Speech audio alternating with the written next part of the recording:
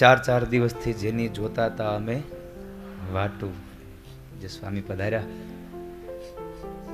આજ એકાદશીનો દિવસ, જગન્નાથપુરી ધામ અને પૂજ્ય સંતોના દર્શન. ભાગવત એમ કહે છે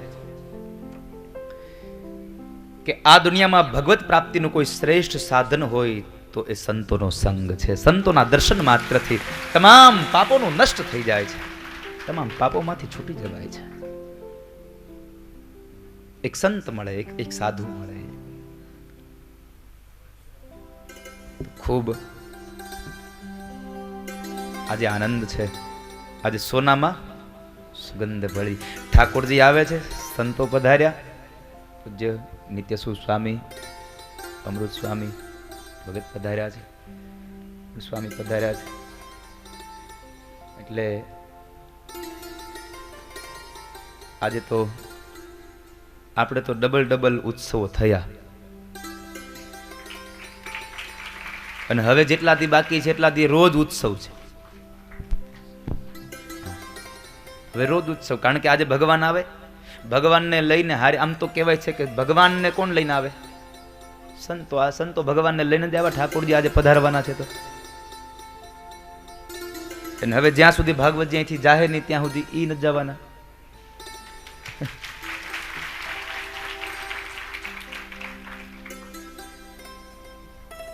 તો હું આપને વાત કરતો હતો, ભગવાન પાસે માગવાની ઈચ્છા થાય તો ભક્તિ માંગજો વાલા. રહે જન્મો જન્મ તારો સાથ, પ્રભુજી એવું માંગુ. રહે જન્મો જન્મ તારો સાથ, પ્રભુજી પ્રહલાદે ભગવાન પાસે કહ્યું, પ્રભુ મારા જીવનમાં કોઈ આશાનો હજી એક અંકુર પડ્યો હોય તો એને મૂળમાંથી ઉખેડીને તમે નાખી દો. મારા જીવનમાં કોઈ આશા અને તૃષ્ણા ન રહેવી જોઈએ. મને બસ કેવલ આપનું ભજન થાય, તમારી ભક્તિ થાય, આનાથી વિશેષ મારે બીજું કંઈ ન જોઈએ. એ સપ્તમ સ્કંદની કથા ગઈકાલ આપણે ભગવાન નૃસિંહનું પ્રાગટ્ય થયું એ કથા સાંભળી. આજ અષ્ટમ સ્કંદ. અષ્ટમ સ્કંદ એટલે ભગવાનનું મન્વંતર લીલા છે. અષ્ટમ સ્કંદ ભગવાનની મન્વંતર લીલાઓની ગાથા છે.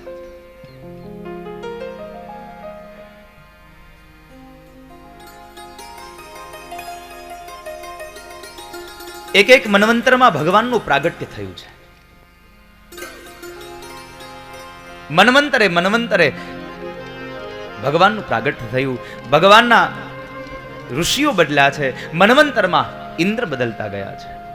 જેમ જેમ મન્વંતર બદલે, જેમ જેમ સમયકાલ બદલતો જાય, તેમ તેમ ઇન્દ્ર પણ બદલે છે, તેમ તેમ ઋષિઓ પણ બદલે છે. ભગવાનનો અવતાર પણ થતો જાય છે. એક મન્વંતરમાં ભગવાનનો અવતાર, બીજા મન્વંતરમાં બીજા ભગવાનનો અવતાર. એ ભગવાનની લીલાઓ થાય છે. કેટલા મન્વંતર છે? તમે તો લોકોએ કેટલી કથાઓ સાંભળી નાખી છે. કેટલા મન્વંતર છે? સુઈ ગયા કે જાગો છો? કેટલા મન્વંતર છે? 14 મન્વંતરની કથા છે. 14 મન્વંતરની ગાથા છે.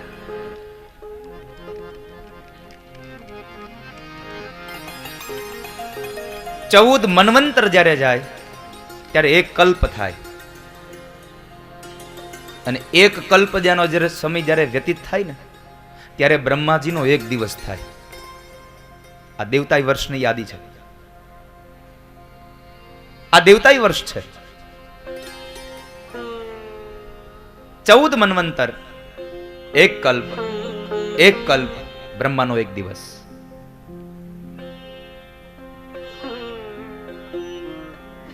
તમે લોકો તો કેટલી વાર પૂજામાં બેઠા હશો ને?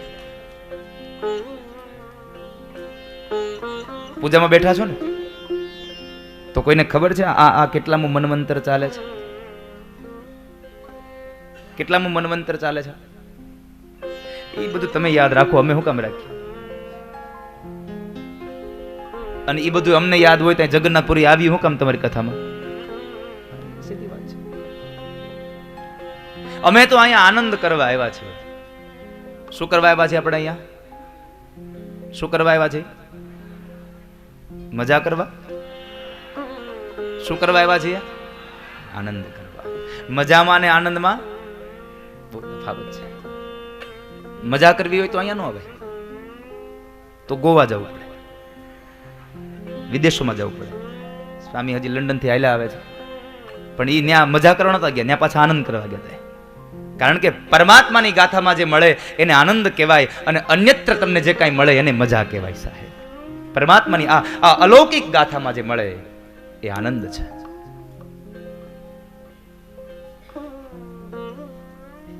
એ મન્વંતરની ગાથા. અત્યારે 7મો વૈવસ્વત મન્વંતર ચાલે છે, અને આ મન્વંતરમાં અત્યારનો ઇન્દ્ર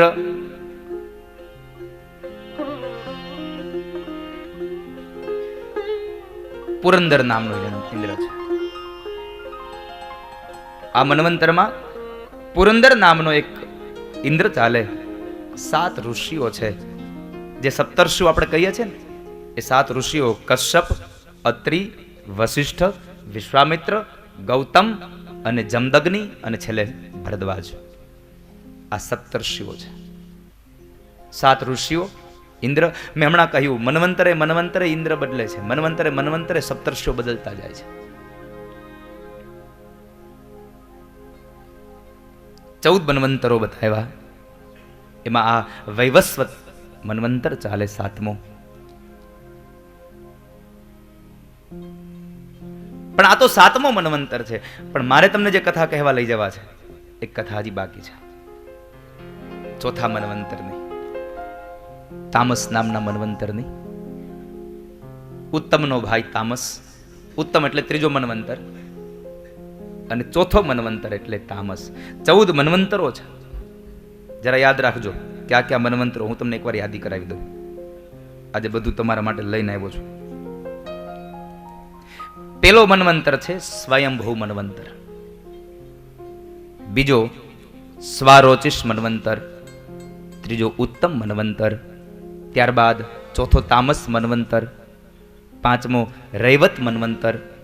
6ઠો ચાક્ષુષ મન્વંતર. 7મો જે અત્યારે ચાલે છે વૈવસ્વત મન્વંતર. 8મો હવે જે થવાનો છે એ સાવરણી મન્વંતર. 9મો દક્ષ સાવરણી મન્વંતર. 10મો બ્રહ્મ સાવરણી મન્વંતર. 11મો ધર્મ સાવરણી મન્વંતર. 12મો રુદ્ર સાવરણી મન્વંતર. 13મો દેવ સાવરણી મન્વંતર. અને 14મો ઇન્દ્ર સાવરણી મન્વંતર. આ 14 મન્વંતરોની ગાથા છે. હવે બ્રહ્માજીની એક દિવસની આયુષ્ય, અને દિવસ જુઓ, રાત્રિ તો પાછી અલગ. એક કલ્પનો સમય વ્યતીત થાય ત્યારે બ્રહ્માની એક બ્રહ્માનો એક દિવસ થાય. તો હવે 14 મનુઓ જાય ત્યારે આપણને આ બ્રહ્માજીની આવરદા એક કલ્પ થાય. તો હવે મનુની આવરદા કેટલી ખબર પડવી જોઈએ ને આપણને, કે ભાઈ 14 મન્વંતરો જાય ત્યારે એક કલ્પ થાય, ત્યારે બ્રહ્માજીનો એક દિવસ થતો હોય. તો આ મન્વંતરની એક મન્વંતરની આવરદા કેટલી? કેટલા લોકો પાસે મોબાઈલ છે? કેટલા લોકો પાસે મોબાઈલ છે? મોબાઈલ કેટલા પાસે છે? જેની પાસે હાથ ઊંચો કરો, ખોટું બોલે ને એમાં કેલ્ક્યુલેટર કાઢો, આંકડો થોડોક મોટો આવશે. મનુનું આયુષ્ય કેટલું તમે સાંભળજો. બ્રહ્માના 50 વર્ષ વીતી ગયા છે, 51 વર્ષ ચાલે છે. તમને એમ થશે કે આ પૃથ્વી આટલા બધા સમયથી છે, આટલો મોટો કાળ? હા,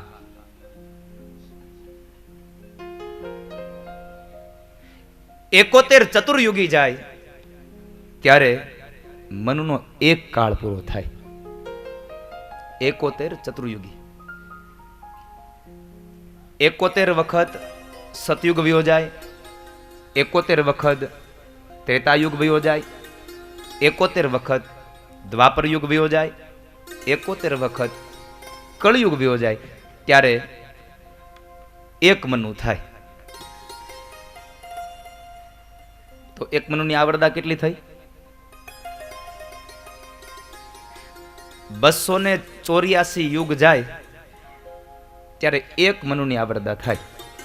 આવા 14 મનુ જાય તે એક કલ્પ થાય ને તે બ્રહ્માનો એક દિવસ થાય. હવે એક એક યુગની પાછી આવરદા નોખી નોખી છે. એક એક યુગની પણ આવરદા નોખી નોખી છે. હજી એમાં આપણો આ કલી એટલે 28મો કલી ચાલે છે. અષ્ટાવિંશતિ તો મેં કહે 28મો કલી ચાલે છે. 28 સતયુગ ગયા, 28 ત્રેતા, 28 દ્વાપર, 27 કલી ગયા, 28મો કલી ચાલે છે. હવે આવે 29મો સતયુગ આવશે પાછો.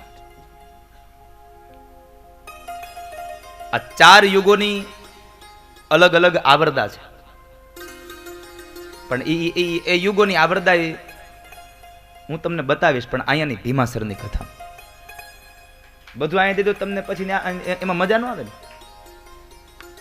બધું અહીંના ન આવતો, અને કાં તો રામેશ્વરની કથામાં દીધું. બરાબર ને સ્વામી? તો તમે આવશો?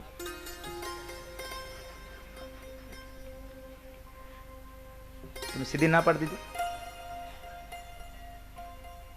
પછી ઓલા જેવું થાય કે સ્વામી ના પાડી છે ને તો સ્વામી હે નથી આવે અહીંયા, તો કે અમૃત સ્વામીને પકડવા પડે.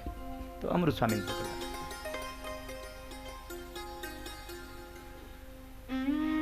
આ 14 મન્વંતરોની ગાથા, એમાં મન્વંતર લીલાઓમાં આ દુનિયા આખી છે ભગવાનને આધીન છે. વાલા ઈશ્વરોને આધીન આ દુનિયા. મંત્રથી ભગવાનનું યજન થતું રહે આ મન્વંતરોમાં, તો પરમાત્મા મળે. અને આખી દુનિયા ઈશ્વરને આધીન. એટલે અહીંયા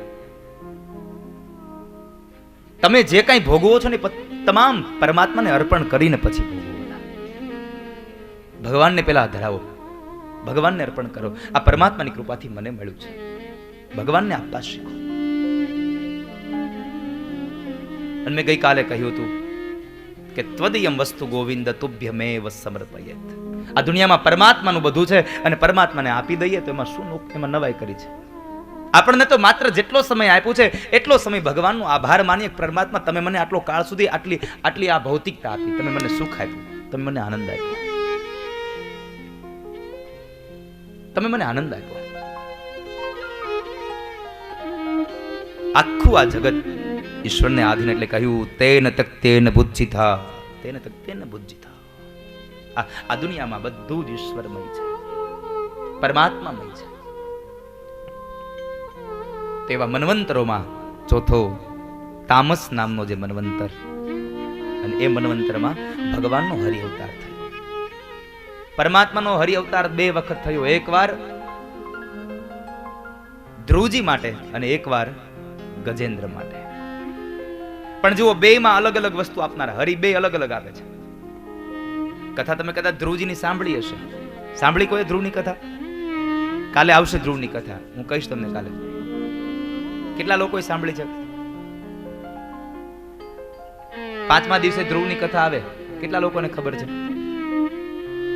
જેને જેને ધ્રુવની કથા 5મા દિવસે સાંભળીને હાથ ઊંચો કરો જરા. આવતીકાલે આપણે કથા આવશે ધ્રુવની. બાકી કોઈ સાંભળતા જ નથી કથા?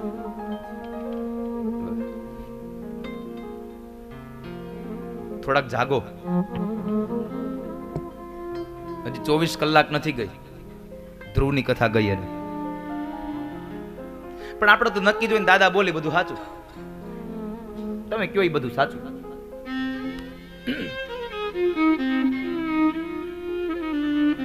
ગઈકાલે મેં ધ્રુવની ગાથા કરી. ભગવાને શું આપ્યું એને?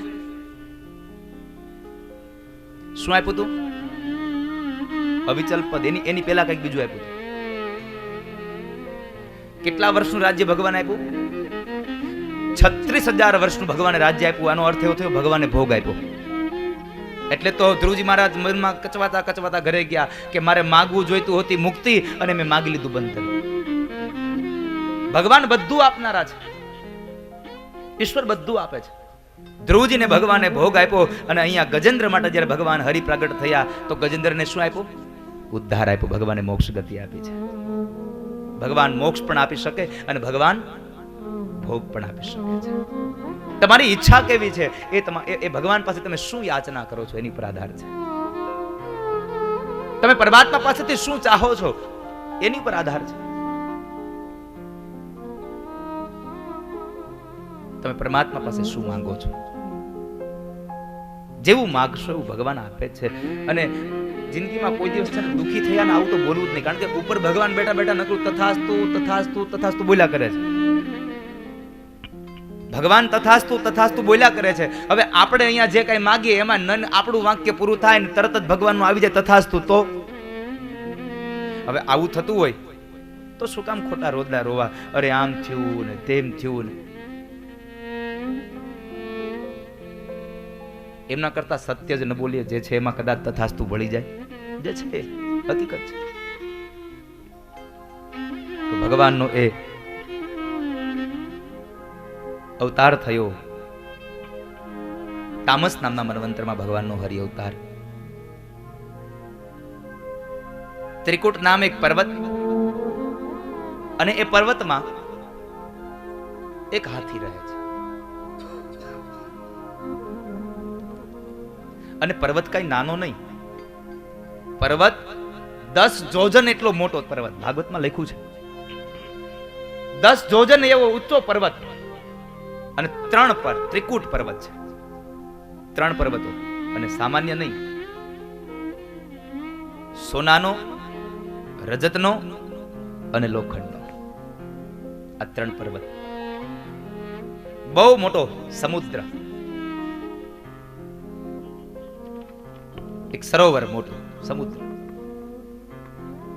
અને એમાં એક હાથી રહે છે. આધ્યાત્મિક અર્થમાં ત્રિકુટ પર્વત એટલે માણસનું આ શરીર. સત્વગુણ, રજોગુણ અને તમોગુણનું બનેલું આ શરીર, પ્રાકૃત શરીર. ક્રમશઃ તમે જોશો ને તો એક પછી એકની કિંમત વધતી જાય. તમે જુઓ 3 ત્રિકુટ પર્વત મેં તમને કહ્યા, સોનાનો, ચાંદીનો અને લોખંડનો. આ દુનિયામાં સૌથી ઓછામાં ઓછી કિંમત કોની? મેં 3 વચ્ચે ધાતુ બતાવી, એમાં સૌથી ઓછી કિંમત કોની? લોખંડની. લોખંડ એ તમ છે, તમો ગુણ છે. ત્યાર પછી એનાથી વધારે કિંમત કોની? ચાંદી. ચાંદી એ રજોગુણ છે. અને સૌથી વધારે મોંઘું સોનું. એ સોનું એ સત્વગુણ છે. સત્વગુણની કિંમત વધારે હોય આ દુનિયામાં. સત્વગુણ વધારે મોંઘો છે એટલે સોનું થયું હોય. રજોગુણ ને તમોગુણ તો મળ્યા જ કરે, પણ સત્વગુણ બહુ ઓછો હોય છે, ને સત્વગુણને દબાવી દે છે. કોણ? રજોગુણ અને તમોગુણ. આપણામાં પડેલા રજો અને તમ, રજ અને તમ આપણા સત્વને દબાવી દે છે. તો ત્રિકુટ પર્વત સત્વ, રજ અને તમનો બનેલો. એમાં રહેલો આ જીવ, આ આત્મા એ ગજેન્દ્ર છે.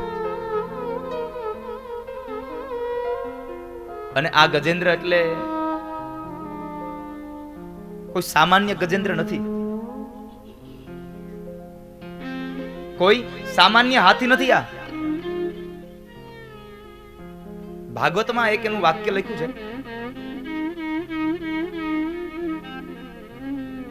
કે આ હાથી જ્યારે જંગલમાં નીકળતો ને તો આ હાથીથી જંગલના બીજા પશુઓ એટલે કે સિંહ, દીપડા, વાઘ, અન્ય જંગલી જનાવરો હાથીને આવતો જોઈ જાય એટલે દિશાઓમાં ભાગી જાય.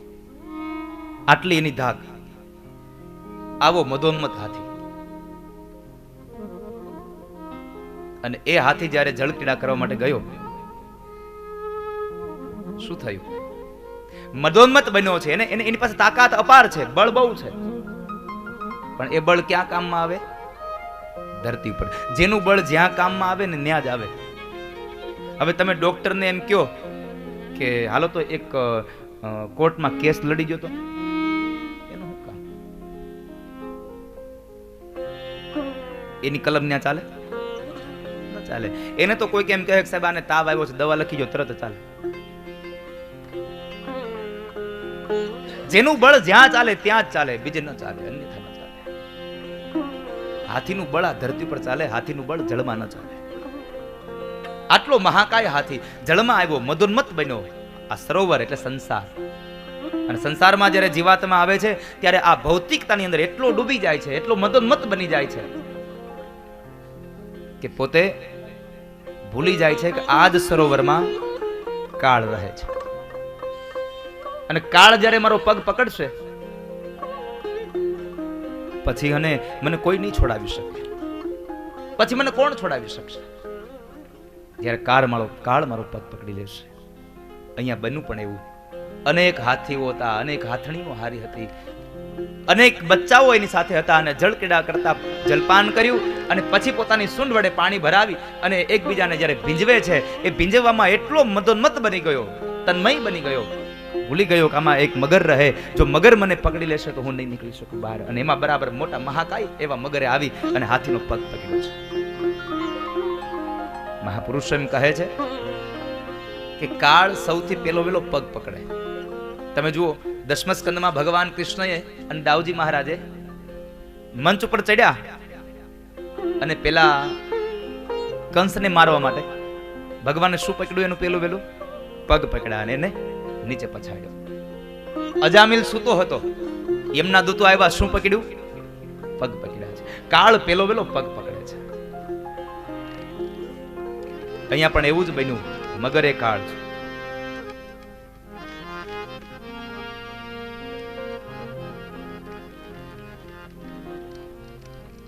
પગ પકડી લીધો. હાથીઓને અનેક એને બચાવવાના પ્રયત્નો કરે પણ બહાર નથી નીકળી શકતો. બહાર ન નીકળી શક્યો. અનેક પ્રયત્નો કર્યા. જેમ જેમ એને બહાર જવાના પ્રયત્નો કર્યા તેમ તેમ પેલો ગ્રાહ જૂડ એને મધ્યમાં ખેંચતો જાય છે. આ દુનિયામાં બધી જગ્યાએથી માણસ છૂટી શકે, કાળમાંથી ન છૂટી શકે, મૃત્યુમાંથી ન છૂટી શકે. મગર એને લઈ જાય છે. અંતે એના પરિવારના સભ્યો, તમામ વ્યક્તિઓએ, હાથીએ, બીજા જે હાથી હતા એ લોકો બધા છોડી દીધો ભગવાન ભરોસે. હાથની એની પત્ની સ્વયં એને પણ છોડી દીધો. એના બાળકોને કહ્યું તમારે છોડી દો, કારણ કે હવે જો બચાવવા ઉભા રહેશું ને તો કદાચ આપણને બીજા મગરો પકડી જશે. આપણું બધાનું આવું જ છે. બીમાર પડીએ અને દવાખાને જઈને પછી ડોક્ટર ના પાડે કે હવે આમાં કાંઈ થાય એવું નથી, એટલે આપણે ઘરે લઈને વહી આવીએ અને શું કહીએ સંબંધીઓને? હવે તો ભગવાનને કરવું હશે સાચું, ભગવાન ભરોસે આપણે છોડી દેતા હોઈએ છીએ. અહીંયા પણ એ જ બન્યું, ભગવાન ભરોસે છોડી દીધો હાથીને. હાથી પોતે પણ બહુ પ્રયત્નો કર્યા છૂટવાના, આપણે પણ કરીએ ને. પણ ત્યારે એક પછી એક અંગો એના ડૂબવા લાગ્યા. એક પછી એક અંગો જ્યારે એને ડૂબી ગયા છે ત્યારે એને ભગવાનને યાદ કર્યા છે. આ દુનિયાના જીવાત્માનું પણ આવું છે. પલંગમાં પડ્યો હોય પછી આંખે દેખાવાનું ઓછું થઈ જાય, માથાના વાળ ધોળા થઈ જાય, કાને સંભળાવવાનું ઓછું થઈ જાય, મોઢામાં દાંત રહી નહીં, ગોઠણથી પગ વળ્યા ગયા હોય, કમરથી વાંકો વળી ગયો હોય, લાકડીના ટેકા વગર ચાલી શકતો ન હોય. આવી અવસ્થા જ્યારે આવે, પોતાનું શરીર પોતાનું કામ કરતું બંધ થવા લાગ્યું હોય, ત્યારે ભગવાનને કે હે પ્રભુ, હવે તમે મને લઈ જાઓ ને, હવે તમે મને બચાવો. આ દુનિયાનો નિયમ છે સાહેબ, તમે મને બચાવો. પરમાત્મા તમે મને બચાવો. અહીંયા ગજેન્દ્રએ પણ ભગવાનને એ જ કહ્યું, પ્રભુ કારણ કે એમને જ્ઞાજન્મનું જ્ઞાન હતું આ જન્મે. અને શું કામે? તો કહે છે કે જે સમયે અંત સમયે જ્ઞાજન્મમાં એ શું કરતા હતા? ભગવાનનું ભજન કરતા હતા અને શાપ મળી ગયો હતો એમને. અને એટલે એ જ્ઞાજન્મનું જ્ઞાન આ જન્મેને કામ આવ્યું છે. બધા જીવાત્માને ભગવાન જ્ઞાજન્મનું જ્ઞાન આપે છે. ક્યાં સુધી? જ્યાં સુધી આ જન્મનું જ્ઞાન ન થઈ જાય ત્યાં સુધી. બાળક જન્મતાની સાથે જ માનું દૂધ પીવા લાગે છે. આ જ્ઞાન ક્યાંથી આવ્યું? ભગવાન એમ કહે છે કે જ્યાં સુધી એને આ જન્મનું જ્ઞાન ન થાય ત્યાં સુધી એને જ્ઞાજન્મનું જ્ઞાન આપું છું, જેથી કરી પોતાનું પેટ ભરી શકે, પોતાનું પેટ ભરી શકે.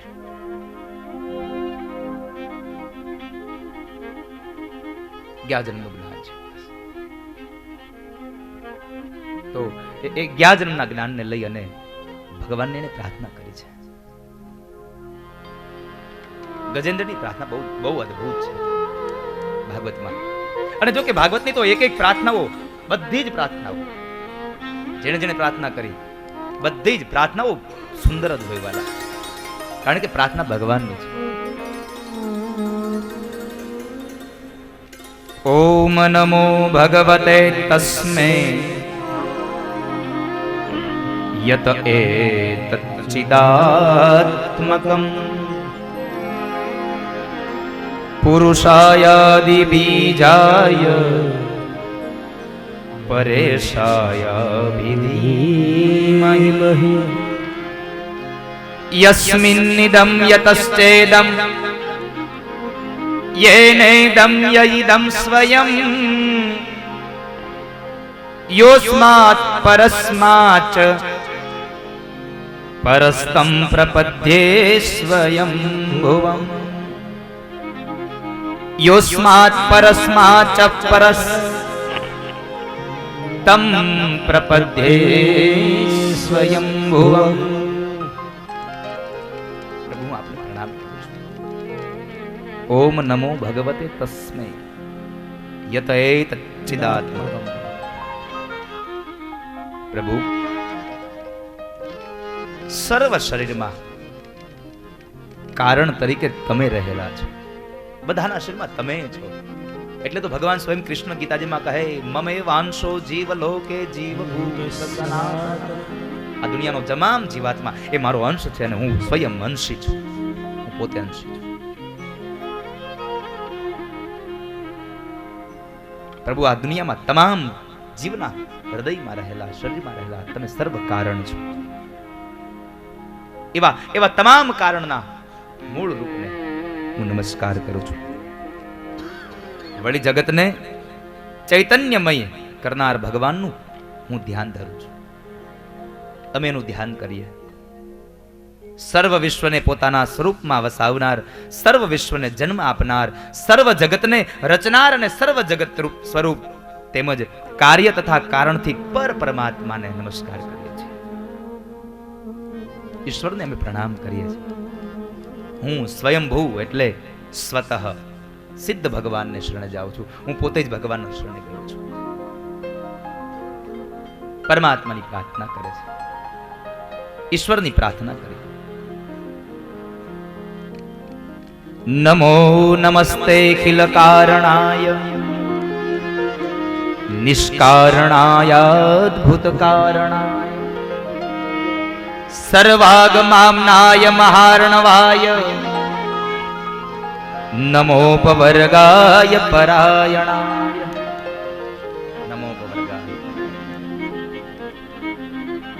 નમો નમસ્તે અખિલ કારણાય. અખિલ કારણ છે ભગવાન, તમે સૌનું મૂળ છો, મૂળ કારણ છો. પ્રભુ ભગવાનને કેવી પ્રાર્થના કરી, કહે છે પ્રભુ તમે આ દુનિયાના તમામના મૂળ કારણ છો, પણ તમારું કોઈ કારણ નથી. આ દુનિયાના તમે કારણ છો પણ તમારું કોઈ કારણ નથી. નમો નમસ્તે અખિલ કારણાય નિષ્કારણાય અદ્ભુત કારણાય. અદ્ભુત કારણ. પ્રભુ કદાચ તમારું કોઈ કારણ નથી જ, અને છતાં પણ તમારું જો કારણ હોય તો એ કારણમાં તમોને કોઈ વિકાર કે તમારું કોઈ પરિણામ નથી સાહેબ. પરમાત્માને એના પોતાના કારણમાં કોઈ વિકાર નથી. અને મેં આ વાત કદાચ આગળ તમને કહી હતી, નહીં યાદ હોય એટલે ફરીવાર તમને યાદ કરાવી દઉં. ભગવાને 3 વસ્તુ કરી. શું કર્યું? ભગવાનનું 3 કાર્ય છે: ઉત્પત્તિ, સ્થિતિ અને લય. આ દુનિયાનું સર્જન કરવું, એનું પાલન કરવું અને અંતે એનો સંહાર કરવો. આ 3 કાર્યો ભગવાનના છે. એટલે અહીંયા કહ્યું પ્રભુ તમારું કોઈ કારણ નથી જ, અને છતાં પણ જો કારણ હોય તો એમાં તમને વિકાર નથી, તમારું પરિણામ પણ નથી. એમાં તો ભગવાનને કશું જ નથી. મેં તમને કહ્યું હતું દુનિયાનું સર્જન કરે છે, એમાં ભગવાનને મોહ નથી. આપણે આપણું એક સારું મકાન બનાવીએ ને તો પછી મોહ થાય, આ મકાન મારું છે, આ ગાડી મારી છે, આ બંગલો મારો છે, આ સંપદા મારી છે, આપણને મોહ થાય. ભગવાન આ દુનિયામાં કોઈ જગ્યાએ મોહ નથી. અને જો એને મોહ હોત ને તો સોનાની દ્વારિકાને સમુદ્રમાં ભેળવી ન દીધી હોત, એને સમુદ્રમાં ડૂબાડી ન દીધી હોત. એને સંપદાનો મોહ જ નથી, આ દુનિયાની વૈભવનો કોઈ મોહ નથી. બીજી વાત, આ દુનિયાનું પાલન કરે છે છતાં એને કોઈ અભિમાન નથી. આપણે 5 જણાનું પરિવાર હકાવતા હોય ને તો આપણને થાય એ તો હું કમાઉં છું ને એટલે મારો પરિવાર હાલે છે. આપણને અહંકાર જાગે છે. ભગવાનને અહંકાર લેશ માત્ર નથી. છેલ્લી ત્રીજી વાત, આપણા પરિવારમાંથી કોઈનું પણ દૂરના સગાનું પણ જો મૃત્યુ થાય તો પણ આપણને એક દુઃખ લાગે છે કે અમારો એક સંબંધી ગયો, અમારો એક વ્યક્તિ ગયો. પરમાત્માને આ દુનિયામાં કેટલા પણ જીવાત્મા મૃત્યુ પામે છતાં એનો કોઈ શોક નથી. એટલે પરમાત્માનું કારણ છે જ નહીં અને છતાં પણ કારણ છે તો પરમાત્મામાં તમને નથી વિકાર, નથી તમારો કોઈ પરિણામ, તમને કશું જ થતું, નથી થતો મોહ, નથી થતું અભિમાન કે નથી થતો તમને કોઈ શોક. એટલે તમે અકારણ છો, તમે કારણ છો.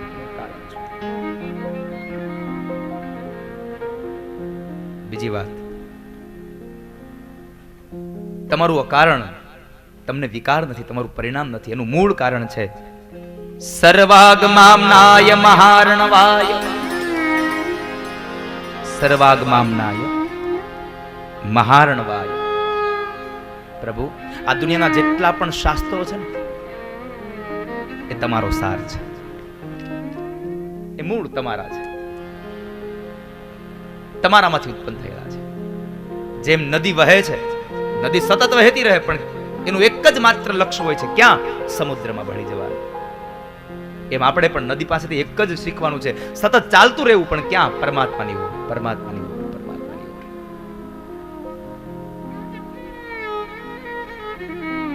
ત્રણ વસ્તુઓ પાસેથી જીવનમાં લેવા જેવા બહુ સારા સારા ગુણો છે: સર, સરિતા અને પર્વત. સર, સરિતા અને પર્વત. સર એટલે સરોવર. સરોવર પાસેથી શીખવું, નિર્મળ બનવું. કોઈ પણ આવે ને એમાં તમારે એમાં ભેદભાવ ન રાખવો.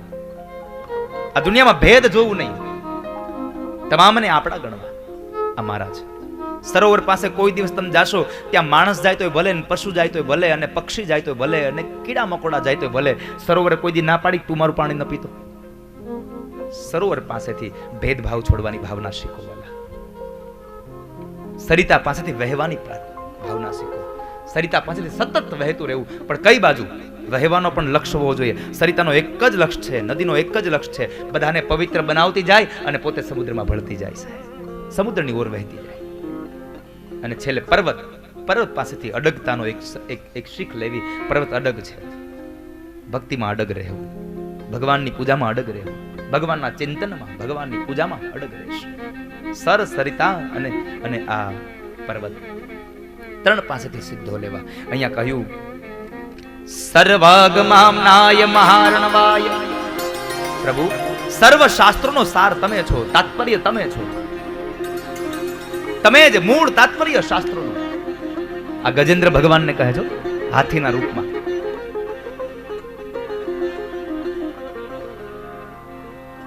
પ્રભુ, તમે જ આ શાસ્ત્રોનું સાર છો, તમે જ એનું મૂળ છો, તમે જ એનું મૂળ તાત્પર્ય છો.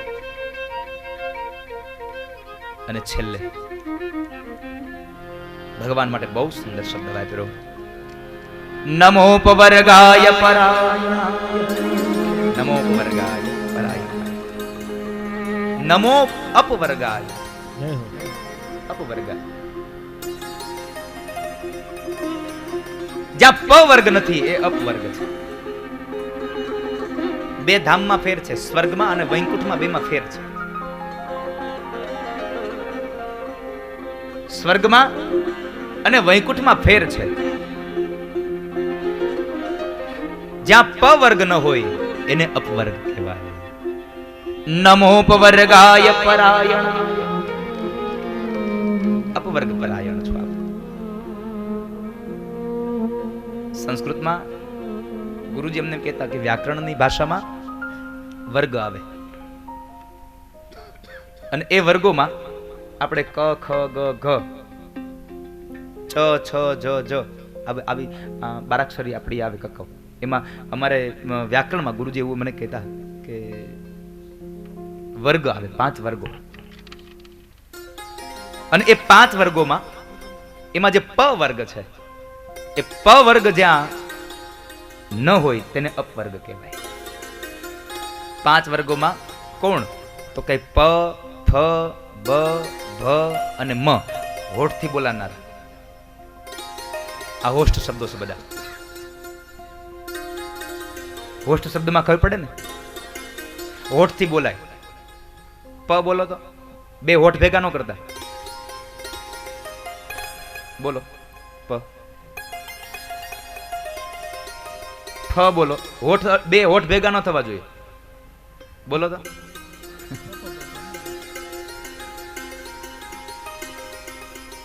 બ બોલો, બ બે હોઠ ભેગા ન થવા જોઈએ. બોલાશે? દ બોલો પણ તમારી જીભ દાંતને ન અડવી જોઈએ. બોલો તો દ. બોલા હે? પણ 5 વર્ગ, પ વર્ગ જ્યાં નથી એ અપવર્ગ. સ્વર્ગમાં તો અને વૈકુંઠમાં ફેર છે, પણ હું તમને જે બતાવું છું એ અપવર્ગ એટલે પરમાત્માનું વૈકુંઠ ધામ. અને એ અપવર્ગમાં 5 શબ્દોમાં સાંભળજો. પ એટલે જ્યાં પાપ અને પુણ્ય જ નથી એ પ. પાપ અને પુણ્ય નથી એ પ. બીજી વાત ફ, જ્યાં કર્મના ફળની કોઈ અપેક્ષા જ નથી એ ફ. ત્રીજું બ, જ્યાં બંધન નથી. ચોથું ભ, જ્યાં કોઈ પણ પ્રકારનો ભય નથી, બધા જ નિર્ભય છે. ભગવાનના ધર્મ નિર્ભય છે. સ્વર્ગમાં તો ભય લાગે છે શેનો? કે પાપ ખૂટી જાય, અલા પુણ્ય ખૂટી જાય વળી પાછા મોકલશે અહીંયા. સ્વર્ગમાં ક્યાં સુધી રાખશે? જ્યાં સુધી તમારા પુણ્યનું ભાથું છે ત્યાં સુધી. બાકી મારશે ધક્કો, જાવ પાછા પૃથ્વી ઉપર.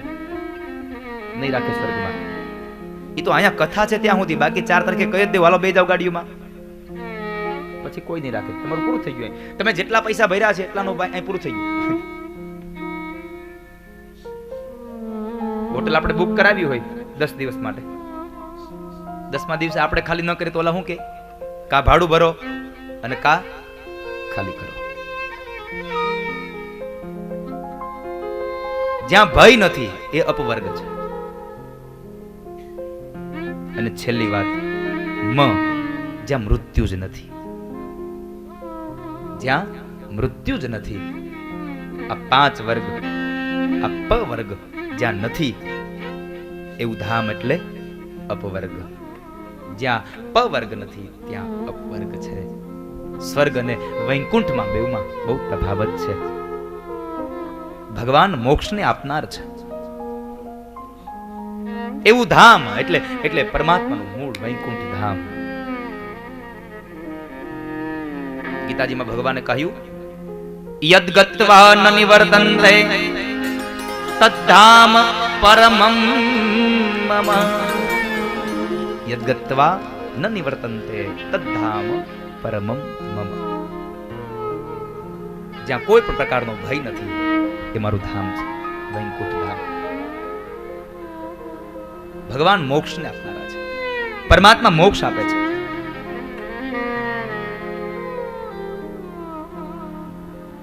તો પરમાત્માની ઉપાસના કરો, ભગવાનની પ્રાર્થના કરો. નમોપવર્ગાય પરાયણાય, નમોપવર્ગાય પરાયણાય. પ્રભુ આપ મોક્ષને આપનારા છો અને એટલા માટે હું આપને નમસ્કાર કરું છું. ગજેન્દ્ર એમ કહે છે પ્રભુ તમે મોક્ષને દેનારા છો. મોક્ષને દેનાર દેવ કોણ ખબર છે? ભગવાન શિવ. મોક્ષ તો ભગવાન શિવ આપે છે, ગતિ તો ભગવાન શિવ આપે છે. તો પછી અહીંયા હરિને પ્રાર્થના શું કામ કરીએ? અહીંયા બહુ સીધી વાત છે. ભગવાન શિવને હરિ બહુ ગમે છે. ભગવાન શિવને હરિ બહુ ગમે છે. હરિને ભગવાન શિવ બહુ ગમે છે. એટલે તો હરિ અને હર આ બેઉ સાથે બોલાય છે. હરિ હરિ બે એક જ છે. આ તો એને આપણે એને જુદા જોઈએ છે, બાકી એક જ છે. ગુરુજી એમ કહે છે કે તમે મોક્ષની જો ઈચ્છા હોય ને તો ભગવાન વિષ્ણુની પૂજા કરો. જો તમારે મુક્તિ જોતી હોય તો ભગવાન વિષ્ણુની પૂજા કરો. કારણ ભગવાન વિષ્ણુની પૂજા કરો એટલે ભગવાન શિવ પ્રસન્ન થાય છે અને તમને મોક્ષ આપે છે. તમારે ભોગ જોતો હોય ને તો ભગવાન શિવની પૂજા કરો. કારણ ભગવાન શ્રી હરિ છે એ તમને ભોગ આપે છે અને ભગવાન શિવ છે તમને મોક્ષ આપે છે. એટલે તમારે શું જોઈએ છે એના પર નક્કી છે. શું જોઈએ છે? હરિ અને હરની પૂજા કરો. મોક્ષ પણ મળશે અને તમને ભોગ પણ મળશે. गजेंद्र भगवान ने प्रार्थना करे, नमोपवर्गाय पराय अपवर्ग पराय अपवर्गाय। प्रभु आप मोक्ष ने આપનારા છો, હું તમને પ્રાર્થના કરું, તમે મને આમાંથી છોડાવો. મારે બીજું કશું નથી જોઈતું. મારે નથી સંપદા જોઈતી, નથી મારે કોઈ અહીંયા રાજપાટ જોઈતા, નથી મારે સોનું જોતું, નથી મારે મણી જોતા, નથી મારે વૈભવ જોતો. જેના ધામમાં બેઠા છીએ ભગવાન જગન્નાથના ધામમાં, એ જગન્નાથ ભગવાનની સ્તુતિ છે, એ ભગવાન જગન્નાથની સ્તુતિ છે. જગન્નાથષ્ટકમ બહુ સુંદર લખ્યું છે.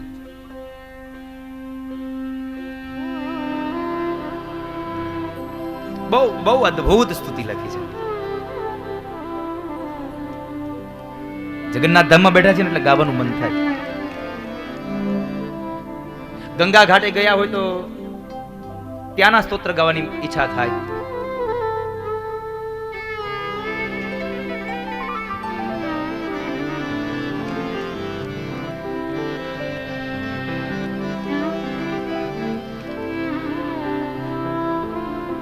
યમુનાજીના ઘાટે ગયા હોય તો એ યમુનાની સ્તુતિ ગાવાની ઈચ્છા થાય. તો આજે અહીં જગન્નાથપુરીમાં બેઠા છીએ. ગજેન્દ્રએ ભગવાનને પ્રાર્થના કરી, આવો ને આપણે ભગવાન જગન્નાથની પ્રાર્થના કરીએ. છેલ્લી પંક્તિ બહુ સુંદર છે, તમને બધાને ગમશે ને તમે બધા સાથે ગાવાના પ્રયત્નો કરજો. ન આવડે ને તો છેલ્લે ભેગું તો થઈ જવું છે. સાહિત્યકારો હાસ્ય કલાકારો કહેતા એ કાંઈ નહીં તો છેલ્લે લોલમાં ભેગું થઈ જવાનું. ચરણો ધોઈને ચરણામૃત લીજીએ રે લોલ, એ લોલમાં ભેગું થઈ જવું. તો છેલ્લી કડી છે ને, જગન્નાથ સ્વામી નયન પથગામી ભવતુ મે. શું કહ્યું કે હે જગતના નાથ, હે જગન્નાથ સ્વામી, મારા આધ્યાત્મના અર્થ ઉપર, આધ્યાત્મના પથ ઉપર મને બીજું કઈ મળે કે ન મળે, મારી જિંદગીના પથ ઉપર મને બીજું કઈ મળે કે ન મળે, પણ મારી આ આંખોની સામે મને તમારું દર્શન થાય. નયન પથગામી ભવતુ મે, મને તમારા દર્શન થાય. એટલે બહુ સુંદર અહીંયા પંક્તિ લખી છે. કદાચિત કાલિંદે તટ વિપિન સંગીત તરલો મુદાભીરી નારી વદન કમલાસ્વાદ મધુપઃ રમા શંભો બ્રહ્મા મરપતિ ગણેશાર્ચિત પદો જગન્નાથ સ્વામી નયન પદગામી ભવતુ મે. ભુજે સવ્યે વેણુ શિરસી શિખિપિ સદા શ્રીમદવૃંદા વનવસતિ લીલા પરિચયો જગન્નાથ સ્વામી નયન પથગામી ભવતુ મે. મહાંભોધે સ્થિરે કનક રુચિરે નીલ શિખરે વસન પ્રાસાદાંત સહજ બલભદ્રેણ બલિના સુભદ્રા મધ્યસ્થ સકલ સુર સેવાવસરદો જગન્નાથ સ્વામી નયન પથગામી ભવતુ મે. કૃપા પારાવારઃ સજલ જલદશ્રેણી રુચિરો રમાવાણી રામ સ્ફુરદમલ પંકેરુહ મુખ સુરેન્દ્રૈરારાધ્ય શ્રુતિગણ શિખા ગીત ચરિતે જગન્નાથ સ્વામી નયન પથગામી ભવતુ મે. રથારૂઢો ગચ્છન પથિ મિલિત ભૂદેવ પટલે स्तुति प्रादुर्भावं प्रतिपदमुपाकर्ण्य सदय दया सिन्धुर्बन्धुः सकल जगतां सिन्धुसुतया जगन्नाथ स्वामी नयन पथगामी भवतु मे परं ब्रह्मा पीडः भुवलदयोलोत्फुल्लनयनो निवासी नीलाद्रो निहितचरणोऽनन्तशिरसि रसानन्दे राधा सरसवपुरालिङ्गनसुखो जगन्नाथ स्वामी नयन पथगामी भवतु मे હું તમને કહેતો હતો હમણાં ભગવાન પાસે શું માંગવું તો જો અહીંયા કહ્યું છે નવે યાચે રાજ્યમ ન ચ કનક માણિક્ય વિભવમ ન યાચેહમ રમ્યામ સકલ જન કામ્યામ વરવધુમ સદા કાલે કાલે પ્રમથ પતિના ગીત ચરિતો जगन्नाथ स्वामी नयन पथगामी भवतु मे हरत्वं संसारं द्रुततरं सारं सुरपते हरत्वं पापानं विततिमपरां यादवपते अहो दीने नाथे निहितचरणो निश्चितमिदं जगन्नाथ स्वामी नयन पथगामी भवतु मे जगन्नाथाष्टकं पुण्यं य पठेत् प्रयतः शुचि सर्वपापविशुद्धात्मा विष्णुलोकं सगच्छति विष्णुलोकं सगच्छति विष्णुलोकं सगच्छति बोलो जगन्नाथ भगवान की जय અહીંયા કહ્યું નવે યાચે રાજ્યમ મારે નથી જોઈતું રાજ ન ચ કનક માણિક્ય વિભવમ ન મારે કનક એટલે સોનું ન મારે સોનું જોઈએ ન માણેક જોઈએ ન વૈભવ જોઈએ ન યાચેહમ રમ્યામ સકલ જન કામ્યામ વરવધુ મારે સંસારનું સુખ ન જોઈએ પણ મારે શું જોઈએ છે સદા કાલે કાલે પ્રમથ પતિના ગીત ચરિતો પ્રભુ પ્રમથ પતિના પ્રમથ પતિ એટલે કે પ્રમથ એટલે ગણોના જે પતિ છે એ ગણોના પતિના ગીત હું ગાયા કરું એ ગીતને હું ગાયા કરું હું સાંભળ્યા કરું પ્રમથ પતિના ગીત ચરિતો જગન્નાથ સ્વામી નયન પથગામી ભવતુ મે મારી આંખોની સામે મને જગન્નાથ પ્રભુ આપના દર્શન થાય અને એ કેવા જગન્નાથ તો કહે છે કે જેને રાધાના આલિંગનનું સુખ મળ્યું છે જેને રાધાનું આલિંગન મળ્યું છે એવા ભગવાનનું મને દર્શન થાય અને એ ગજેન્દ્ર ભગવાનની સ્તુતિ કરી અને અંતે કહેવાય છે કે જ્યારે ભગવાનની પાસે કોઈનો આધાર ન રહ્યો ત્યારે ભગવાનને બોલાવ્યા કે હે પ્રભુ હવે તમે આવો હવે તમારા વગર મારો ઉદ્ધાર નથી હે ગોવિંદ હે ગોપાલ અબ તો જીવન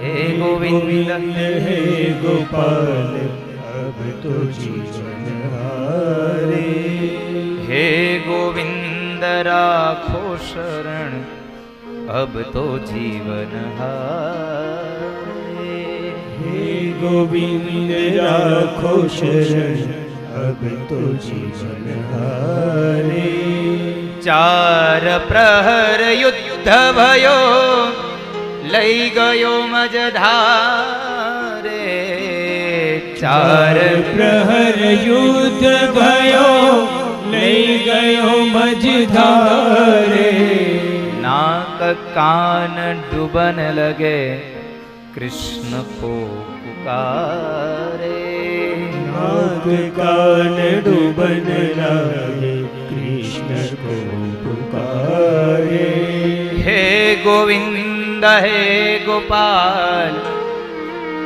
अब तो जीवन हारे हे गोविंद गोपाल अब तो जीवन हारे हे गोविंद राखो शरण अब तो जीवन हारे हे गोविंद राखो शरण अब तो जीवन हारे હે ગોવિંદ હવે મને તમારા શરણમાં રાખો હવે હું જીવન હાર્યો છું અને એ અંતરમાંથી આર્તનાદ નીકળે ક્યાં પહોંચે દ્વારિકા में દ્વારિકા में શબ્દ ગયો શોર ભયો ભારે દ્વારિકા में शब्द गयो शोर भयो मारे શંખ ચક્ર ગદા પદ્મ ગરુડ લઈ સીધા शंख चक्र गदा पद्म गरुड़ लई सिधारे ભગવાન એ જ સમયે શંખ ચક્ર ગદા પદ્મ લઈ ચતુર્ભુજ નારાયણ આવ્યા છે હરિ કો પુકારને में करी को लगी देर करी को उवारने में हरि को न लगी देर ભગવાનને બોલાવવામાં જીવાત્મા મોડું કરે છે પણ બોલાવ્યા પછી ભગવાન જરાય મોડું નથી કરતા તમે જુઓ ભગવાનને બોલાવ્યા હોય અને ભગવાન એ જ ક્ષણ આવ્યા છે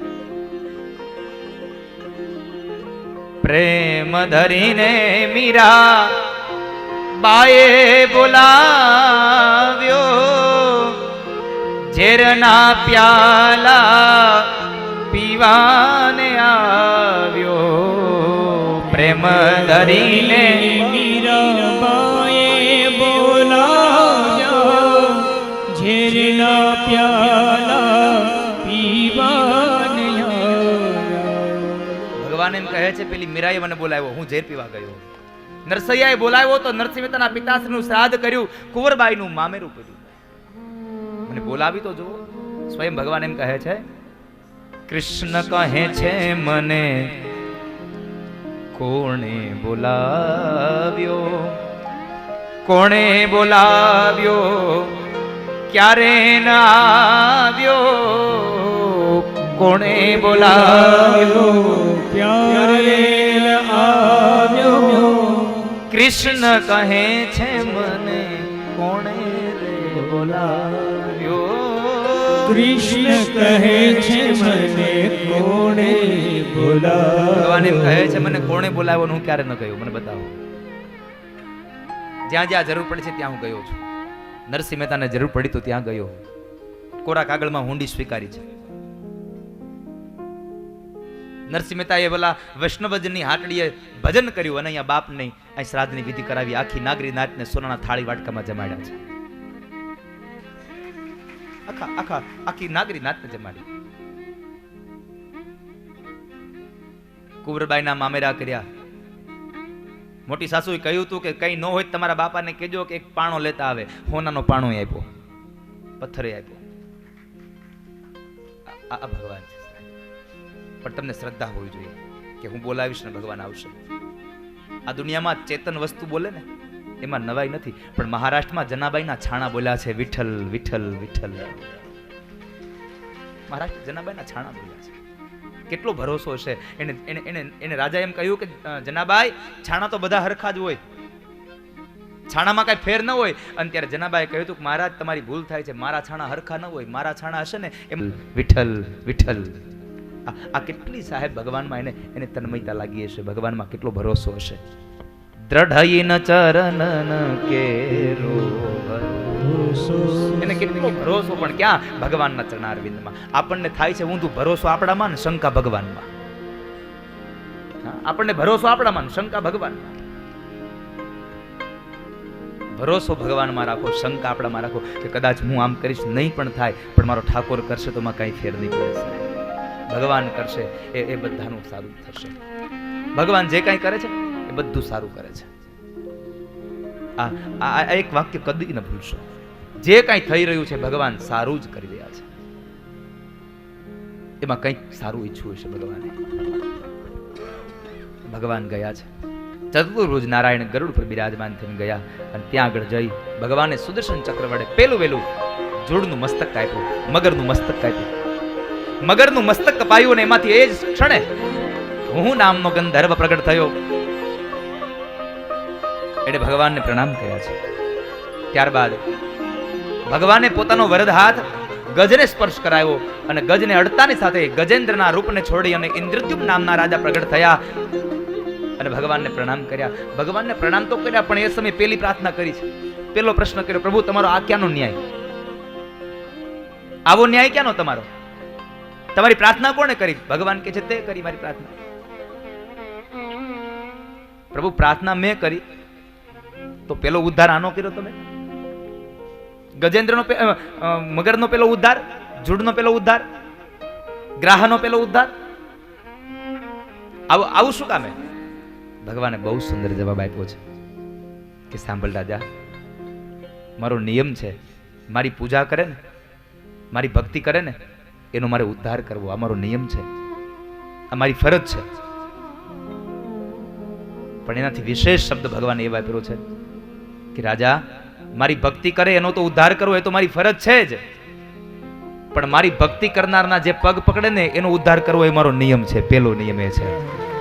એટલે કહ્યું દાસાનો દાસ થઈને રહીએ. જે ભગવાનની ભક્તિ કરે છે એની પણ આપણે સેવા કરીએ. લોકો અમથા કાંઈ સંતોના પગ પકડે છે, અમથા કાંઈ સંતોના કપડા ધોવા માટે આટલી આજીજવી કરે છે, શું કામે? જે ભગવાનની પૂજા કરે, ભગવાનને ભજે છે, એને અમે ભજીએ. દાસના દાસ થઈને રહીએ. ભગવાનના જે ભક્તો છે એના ભગત થઈને રહીએ સાહેબ, એના દાસ થઈને રહીએ. ભગવાન અતિ કૃપા કરશે, ભગવાન પ્રસન્ન રહેશે. આ બેવને શાપ હતો. ઇન્દ્રદ્યુમ્ન નામનો રાજા હતો, એને શાપ હતો અગસ્ત્ય મુનિનો. અગસ્ત્ય મુનિનો શાપ હતો એમને. શા માટે શાપ મળ્યો? તો કહે છે એ તો આમાં ઇન્દ્રદ્યુમ્ન નામના રાજાનો કોઈ વાંક જ નહોતો, નિર્દોષ હતા, છતાં પણ અગસ્ત્ય મુનિએ એને શાપ આપ્યો છે. ભગવાનનું ભજન કરે છે અને અગસ્ત્ય ઋષિ પોતાની મંડળી સાથે જ્યારે જાય છે ને એ બરાબર જ્યારે બેઠેલો એ માણસ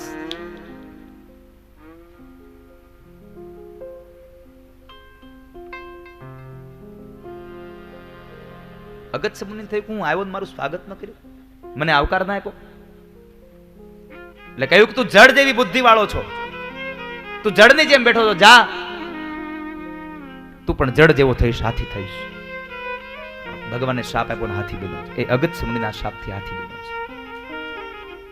પણ મેં હમણાં તમને કહ્યું ને, ગજેન્દ્રના શરીરમાં પણ હાથીના શરીરમાં ભગવાનની પ્રાર્થના શું કામ થઈ? તો કહે છે કે જ્યારે શાપ મળ્યો ત્યારે ભગવાનની પ્રાર્થના કરતો હતો, અંતે યા મતિ સાગતિ.